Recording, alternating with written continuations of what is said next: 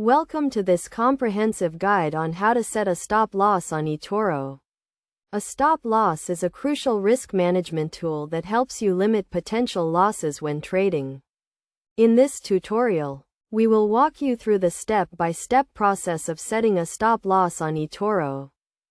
First, you need to log in to your Etoro account and navigate to the trading platform.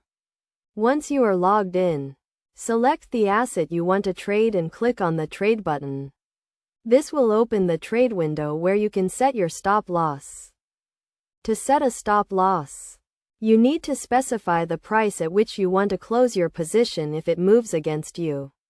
This price is known as the stop loss price. You can set the stop loss price as a percentage of your investment or as a fixed amount.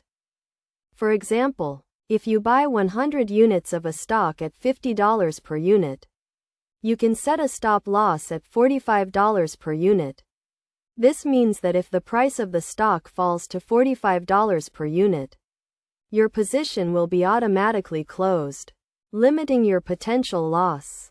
To set a stop loss on Etoro, click on the Stop Loss tab in the trade window and enter the stop loss price. You can also set a take profit price, which is the price at which you want to close your position if it moves in your favor.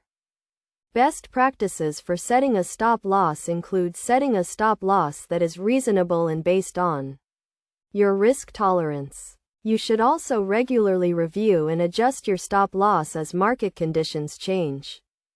In addition, it is essential to combine your stop loss with other risk management tools, such as position sizing and diversification. This will help you manage your risk and maximize your potential returns.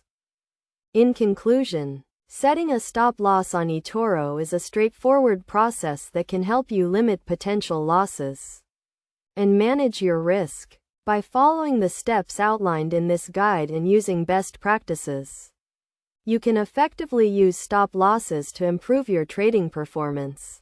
Remember to always prioritize risk management and adjust your stop loss as market conditions change.